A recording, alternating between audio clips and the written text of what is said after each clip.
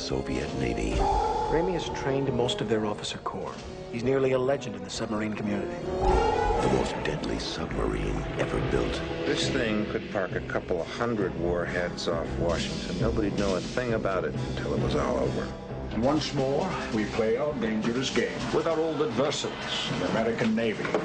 Hey folks, it's Jim from the Movie Wine, here to review The Hunt for Red October. Captain First Rank Marco Ramis, played by Sean Connery, is the commanding officer of the Red October, a new Soviet submarine whose caterpillar drive renders it undetectable to sonar. After leaving the port with orders to perform exercises with the submarine, Ramis kills the political officer, the only other man who knows the sub's true orders on board. Ramis then burns the orders and then commands the crew to America's east coast to perform missile drills. CIA analyst Jack Ryan, played to perfection by Alec Baldwin, is called into a meeting where it has been brought to the attention of the U.S. government that the Soviet Navy has been deployed to sink the Red October. They fear Ramis has gone rogue and plans an unauthorized attack on the United States.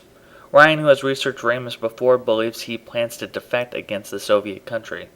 With only a few short days, Ryan has to prove his theory before the U.S. takes action and sinks the Red October themselves. His plan is a mystery. A man with your responsibilities reading about the end of the world. Apparently he has suffered a kind of nervous breakdown in which he announced his intention to fire his missiles on the United States. You want us to help you hunt him down, kill him? Open the outer doors, firing point procedures. We sail into history. I'm gonna blow him right to Mars. For October is one of my all-time favorite action films. It was directed by John McTiernan, who also directed the film Die Hard, another one of my favorites. And it was just a smart, competent, well-made, and well-directed action movie that didn't devolve into pointless action sequences or annoying plot holes. It was the first adaptation of any novel from Tom Clancy, I believe, and it's arguably the best. Ramius might be trying to defect. You're just an analyst. What can you possibly know what goes on in this mind? I'll give you 3 days to prove your theory correct. I am not field personnel. I am only an analyst. You're perfect. I'm expendable. Alec Baldwin is terrific in the role of Jack Ryan, the CIA analyst, a role that Harrison Ford would play in future films like Patriot Games. But I think Baldwin understands that everyman Jack Ryan quality more than Ford, surprisingly, who was difficult to separate from some of his other roles like Han Solo and Indiana Jones. I think he's fine in the role of Jack Ryan. I just personally prefer Baldwin in the role. I will fucking destroy you. Sean Connery is terrific in the role of the Soviet commander Ramis, who is oddly enough sporting a Scottish accent, but he's got that manly, macho quality that a dad can love. This is also one of my dad's favorite films ever. He's defecting.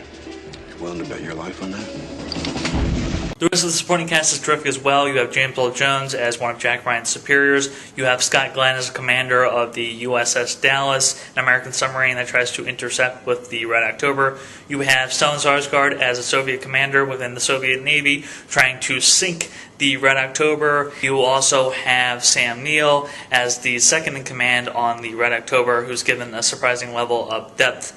And you also have Jeffrey Jones and Tim Curry. Terrific cast, filled with various movie stars, character actors, supporting actors. Great cast all around. From the best-selling novel by Tom Clancy, from the director of Die Hard. Give this man a chance. My orders are specific. Battle stations. The film definitely could have benefited from a larger budget. I think it only had a $30 million budget, and some of the action sequences within the water look a bit poor in comparison to everything else. But I still think McTiernan uses whatever resources he has and still makes a smart, suspenseful, entertaining film with a sharp script and terrific performances. And it's nice to see a plot happen within an interesting political context. I feel like we see that less and less in action movies. And there's not a lot of submarine action movies that I would suggest. I think mostly because some of those kind of films feel a bit limited as to what they can do. But I think this is a really, really entertaining film, and I definitely recommend checking it out if you've never seen it. And it's a great, great action movie. And that's it for the Movie Wine. Have a good day, folks. Until next time. Sean Connery, Alec Baldwin, James Earl Jones, Scott Glenn, Sam Neill. The Hunt for Red October.